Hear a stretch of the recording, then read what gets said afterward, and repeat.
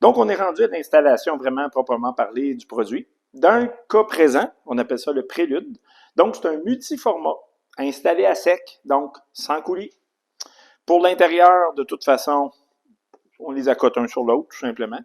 Puis là, je me cassais la tête parce que, en théorie, on a un patron qui se répète pour des murs un peu plus grands. Et quand j'ai voulu installer mon produit alentour de ma fenêtre d'arche comme ça, je me suis aperçu que c'était pas évident de suivre le patron parce que la majorité du temps, j'avais des dalles à couper très rapidement. Donc, après plusieurs minutes de cogitation, je me suis dit, bon, ben, je vais y aller intuitivement, puis je vais alterner au niveau de mes formats pour que ce soit harmonieux tout le tour. Puis franchement, vous jugerez du résultat, mais ça a bien du sens. Autrement dit, vous avez bien le choix de suivre le patron qui vous est proposé ou pas. Si vous ne le suivez pas, essayez quand même de respecter le prorata.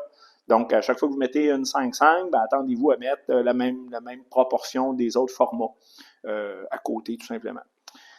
Bien plaisant de pouvoir renverser le produit pour exposer soit une texture, soit une couleur qu'on désire. Ici, je suis en train de faire mon plancher, que vous allez voir plus tard, ça va être vraiment spécial, tout en chevron, ombre de nuit, qui est notre couleur la plus foncée. Et j'ai décidé d'aller vers plus notre teinte automne pour le mur, mais en ajoutant quand même certaines dalles de ombre de nuit dedans pour agir comme un rappel du sol que je suis en train d'installer. Alors, pour l'adhésion, tout simplement, je vais prendre un petit peu de ciment et je vais tout simplement en mettre ici, sur ma pierre. Donc, ça ici. Ça ne prend pas vraiment plus que ça. Donc, je vais venir le placer ici, comme ça, en pesant légèrement. Et si je veux savoir si c'est bien collé, bien, bien facile, essayez de l'enlever. Ça fait une succion. Si ça fait une succion, là, il y a un transfert. Je vous garantis qu'il n'y a aucun problème avec ça. À moins que vous appeliez Spider-Man, vous amusez à monter ces murs. Écoutez, c'est quand même juste de l'esthétisme. On n'a pas de gel, dégel en dedans, donc aucun problème. Si j'étais à l'extérieur, on parlerait d'une autre paire de manches. C'est que là, on viendrait vraiment faire une adhésion complète. Je viendrais poser ma plaque ici, comme ça, et je pèserais dessus jusqu'à temps que je vois l'adhésif vraiment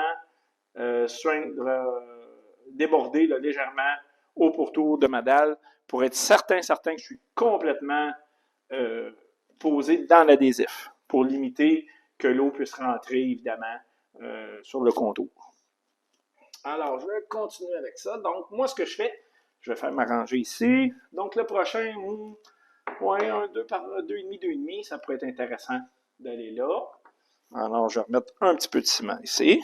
Le jour que mon ciment a épaissi un petit peu, je fais juste le brasser un petit peu. On voit là, ça fait une belle crème. Okay. Il n'est pas coulant. Pour être légèrement plus mou. Mais moi, ça me convient tout à fait. Là. C'est. Alors, on vient de placer là. Puis moi, j'aime avoir la différence de niveau. Hop, on va même faire une petite rotation ici, tiens, comme ça. Ici. Et voilà. Manier avec l'autre ici. Parfait. Bon, là, je vais aller avec une dalle beaucoup plus épaisse, comme ça, pour créer mon aspect de relief. Alors, je vais remettre de l'adhésif. Bon, quel côté me plaît le plus? Ah, j'ai une belle démarcation de clivage ici, là. Ça, je trouve ça beau. Alors, je vais la laisser exposer. Un petit peu d'adhésif dessus. Comme ça, tout simplement. Pas compliqué.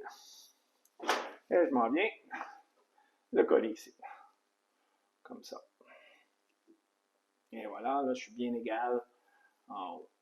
Comme ça. Ça, c'est bien. Ici, avant de prendre ma mesure pour le petit triangle, je vais continuer avec la dalle supérieure. Ça va me donner 2 points de repère pour faire mon petit triangle. Alors, on va prendre les mesures pour celui-là. Là, je vais prendre une 2,5-10 pour aller là. Alors là, je vais vouloir avoir une pierre qui n'est pas trop épaisse parce que j'arrive contre ma moulure. Je ne veux pas déborder, rappelez-vous. Pas déborder de ma moulure. Donc, ça ici, la couleur me convient. Ça, c'est parfait.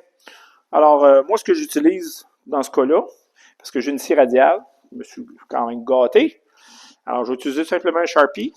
Puis ici, il me reste des petites marques noires là, de Sharpie, petites laines d'acier. Même l'encre ne tâche pas sur notre pierre, ce qui est assez spécial. Hein? J'avais un nouvel employé, une fois, s'est amusé à tout marquer en gros les numéros sur nos pierres. À ce moment-là, j'étais bien content de m'apercevoir que je pouvais l'enlever avec une laine d'acier, parce que sur une ardoise importée, définitivement, ça aurait taché et ça aurait ruiné le projet. C'était un beau projet. Alors, je m'en viens tout simplement ici à m'accoter sur l'autre, comme ça. Et voilà. Et là, je vais aller prendre ma mesure ici. Et voilà. Donc, j'ai mes deux coordonnées.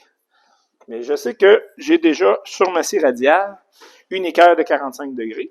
Donc, je vais aller me positionner et je vais venir couper, tout simplement.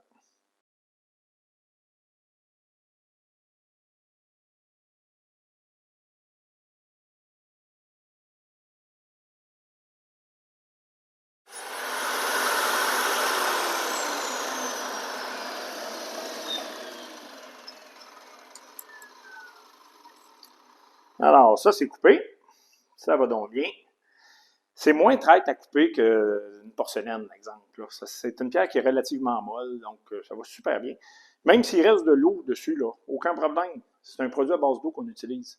Si ça se trouve, ça va juste fluidifier un petit peu l'adhésif. Il n'y a aucun problème avec ça.